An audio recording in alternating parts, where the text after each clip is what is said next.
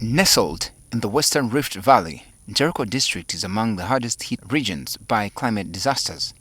Thousands have been displaced. In 2022, a devastating drought left crops withered and livestock dead, worsening the struggles of an already vulnerable population. But drought is not the only challenge. Jericho has also endured extreme flooding, displacing thousands. Entire communities that once thrived have been submerged. Since 2019, October, Lake Albert levels started rising. The lake banks burst, water moved offshore into people's homes, into towns actually. We are a district that is most vulnerable to climate change impacts. Some of the affected residents now live in makeshift shelters after their homes were engulfed by flood waters. People have raised wooden structures in the middle of the lake now because the lake permanently took their landing site. These aren't just temporary displacements, they are living a new harsh reality. Before 2019, Kanara Town Council was home to many families. Today, parts of it have turned into a fishing hub after entire neighborhoods were swallowed by the floods. Joseph Uzele Timaya, one of the flood victims, shares his experience of the devastation. We were badly affected by the floods. I had constructed but lost my house.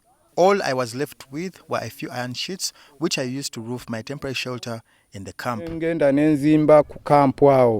Thousands of community members were displaced by the flood, and this flood could come at night, whereby people lost their properties.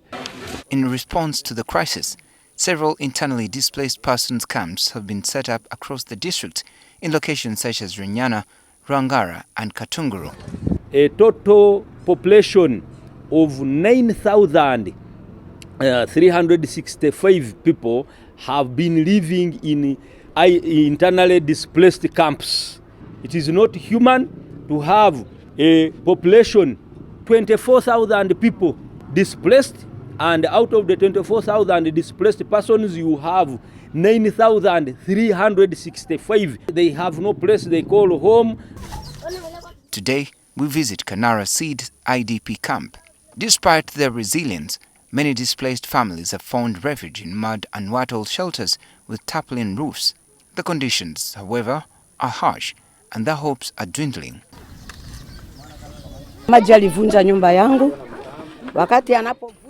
Water destroyed all our property, including beddings which were swept away. My animals were killed. Life is not easy here. We are suffering. We have no food. Our homes have been swept away. I used to reside in Chisenyi B. We request government to resettle us. When it rains, we can't sleep. Our children have dropped out of school because of lack of funds. And here we have 736 people, and we are here since 2021 up to now. The camp chairperson highlights additional challenges. Our structure that we see here, this house is not good because during rain it will be a problem. People will continue suffering because we don't have enough tarpaulin and food. People are suffering because of hunger and they have no job. Our younger girls, they are getting early pregnancy because we have in the camp. Because we are here, we are seated in the camp. And in this camp, we are very many people in this camp. In the face of this crisis, local leaders have a final appeal to the government.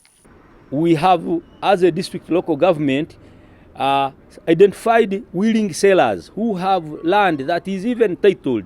So if we can get a piece of land, even if it is 300 acres or 200, we can really relocate and resettle these people who are living on top of water. It is very horrible. According to the Institute of Economics and Peace, climate change is projected to displace 1.2 billion people worldwide by 2050. Currently, around 30 million people are displaced annually due to environmental disasters. Benjamin Jumbe, NTV.